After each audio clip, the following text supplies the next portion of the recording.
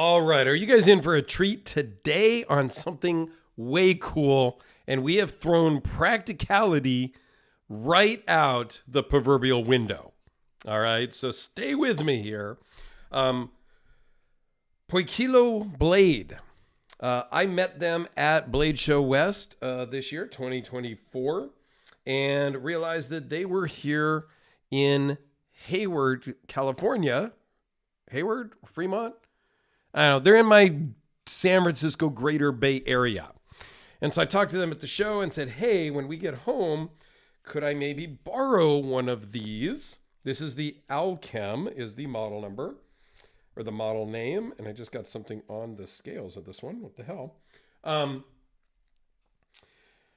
wiped that off over here off the screen.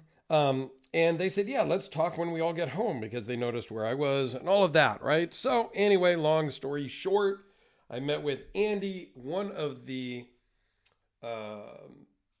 owners of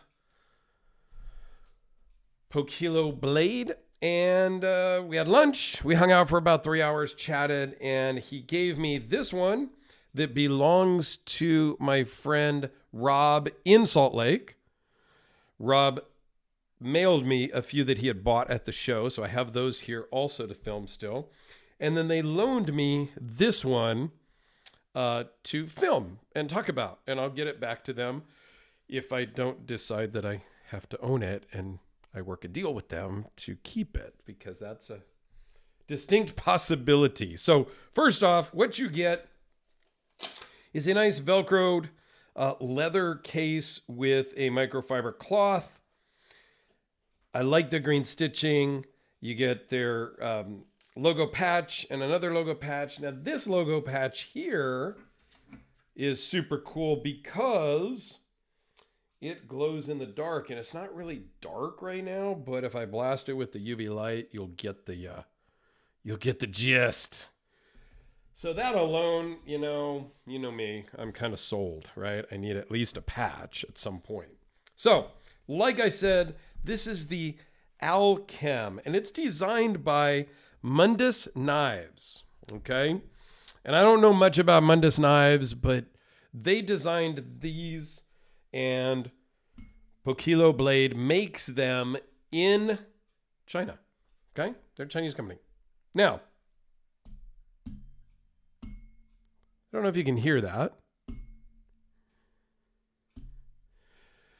Inside, they put what they call a ring fork. And I will put a image up here of what that is that they sent me. And what that does is the sound that these make, it's a very distinctive sound, is much like a tuning fork. And that's by design, okay? So what we have here is we have two different models. We have one of their more flashy ones. This is zirconium with gold anodized titanium accents. And then we've got the collaboration, they call it, because Poikilo Blade, put this milling on the scales. And this is titanium, all blacked out. They have two different versions. This is the version 1, which is the dark stonewash. And then they have a version 2, which is a regular, like light stonewash. Yeah, these are really cool. They have different price ranges. They are a gravity knife. I think you could hear that. This one, I think, rings a little bit louder. Now, the blades are the same. Both of them can come out in this configuration or this configuration. And you do hear the sound on close as well. Now, if I do it over here by the mic, that was opening, and here's closing.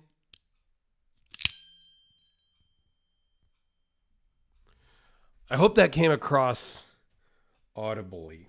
Okay, so how do you configure it to open this way? Okay, you close it, you push down on the pivot, both sides go in and out, and you rotate it one direction or the other. Now, the next time you open it, it comes out the opposite way. Like I said, not very practical because it's really not that sharp. Okay. These are M390 blades. It is only supposed to be sharp on the one side. This side is a false edge. It is not a dagger. It is only sharpened on one side, but it's not really that sharp. Either of these, they're not really. And they know that. You could. And if I were to buy one, I would probably talk to my friend Alex and see if he could sharpen this for me and make it actually sharp. Okay. This one is not quite as smooth of action yet. Now, this one was at the show and everybody handled the hell out of this. Okay. This made a big splash at Blade Show West. This one, they had a few there. This one did not get the attention. It has gotten way smoother and it is much easier to do, not under the camera like this, right? It's a little bit of an awkward orientation, right? For me to do it this way under the camera. So take that into consideration. But is this not one of the coolest knives you've ever seen? And you can tell me if you think I'm dumb and these are totally stupid. Put that in the comments if you think that's true. But I cannot tell you, I posted a YouTube short. I posted these on Instagram, and I had so many people asking me, where can they buy one? And so I put them in touch with Andy, and he sold at least one, and it was this one here. Now, pricing, you know me, I don't always talk about pricing, but I'm going to talk about pricing. Titanium, stonewash, $1,300 US. Zirconium, titanium, anodized, all of that, $2,500. If you want really crazy fancy, like Damascus, and I think they use some Damasteel blade, you're in the 5,000s. You know, I am a zirconium fiend. I love zirconium. I don't really love the gold necessarily, but I love zirconium, and this is super fidgety and fun that I kind of want one just because. All right, let's talk about some of the specs. It's 5 7/8 inches closed, 10 inches overall. 4.2 inch blade from the top of the scale to the tip of the blade, and 4.37 inches of cutting edge because this choil down here is actually sharpened. Again, not crazy sharp. Blade thickness is 0.289. It is M390 in both configurations. The titanium version weighs in at 14 ounces. Zirconium weighs in at just over 1 pound. So they're big, beefy, hefty things. And there is no pocket clips. So this isn't something you're going to carry around. This is a functional, and I use the term functional loosely because, well, it doesn't really cut because it's not really that sharp. But it's functional art. It's crazy knife guy stuff. Andy, the owner, talks about it being a man toy. And I think that's a great way to put it. Like the 12-year-old boy inside of me wants one of these so badly. Because really, as you guys have seen my collection, and if you've followed me for any amount of time on Instagram, Facebook, or here on YouTube, you'll know that I buy a lot of silly stuff because I'm really just a 12-year-old boy with an adult paycheck.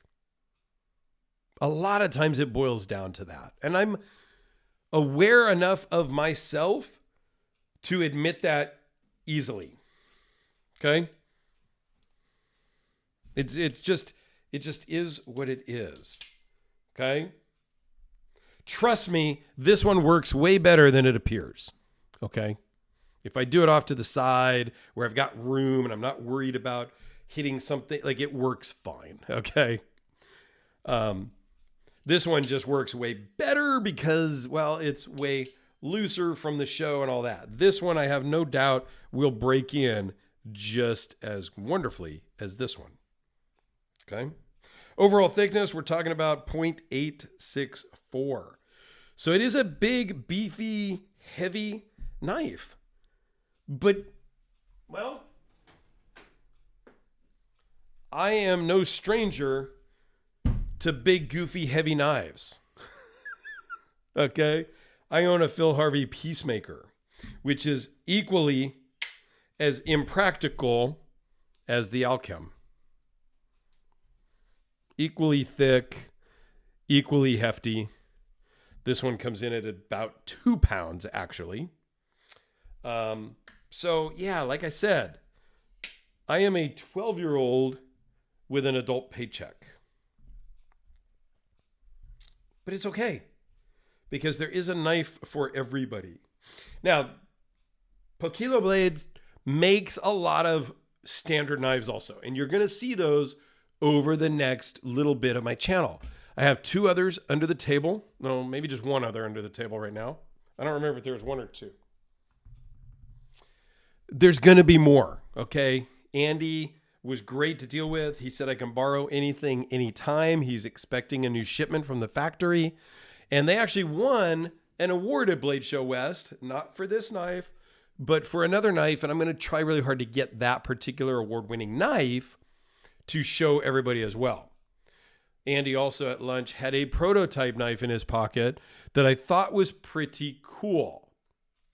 It was a thumb stud knife that actually had 2 holes, so you, as the owner and user, could move the thumb stud from one hole to the other to get just the right angle for your hand, which I thought was super cool and something that I have not seen done before. The sound of this thing is just really cool. There are over 100 parts to make this knife work, and it just shows a little bit better over here. So let me actually just zoom in here so you can get a good look. These are all hinges, right? These are pivot points, all of these. I just noticed that there's a tip right in there too, like that. Like, it's just, look at the engineering and the machine time to put this all together. Like, there is a lot of work that goes into this. I don't have an opened, exploded view of the insides, but it is on bearings. It does have, oh, maybe that's it right there. Let's see. There is the ring fork. So it is basically looks like a tuning fork. It's hard to see with the light, but yeah, that is the ring fork that I showed earlier in an image. And it's only on the one side, I believe. Is that correct? Oh, there's one on both sides. So there are 2 ring forks, one on either side of the scale. That's really cool. I didn't notice that previously. So you can see over here, there's one as well. It's so cool. So you can get the sound just by dropping it or banging it and things like that. I think it's a cool knife. I wish it was sharp. Okay, don't get me wrong there. But I think it works really cool. Now, what I did notice is on this custom, I don't know about custom one, it's a little bit different. So now I am rotated counterclockwise all the way on this one. And it comes out this way. This one, I am rotated all the way clockwise. Oh no, maybe I'm just silly. Hold on. Am I confused here? I am all the way counterclockwise and all the way counterclockwise. Never mind. They rotate the same way. For some reason, I thought they were rotating differently. If I go all the way clockwise, yeah, it comes out that way. I don't know. Sometimes I confuse myself, but anyway, you get the gist. Let me know your thoughts down below, and please, I'm going to create a Poikilo blade. Jeez, I can't even talk now. Playlist. Right now, there's going to be just this one video, so it doesn't really matter. But as I get some more filmed, because I have some more down below, that'll start to fill up. And yeah, I am going to try to check out all the ones they have. I think they have 16 different models, Andy said. And they start out with bally songs back when they first started 2 years ago. But they've really come out like gangbusters now. So yeah, stay tuned. Let me know your thoughts. And yeah, come back tomorrow. There'll be another great video.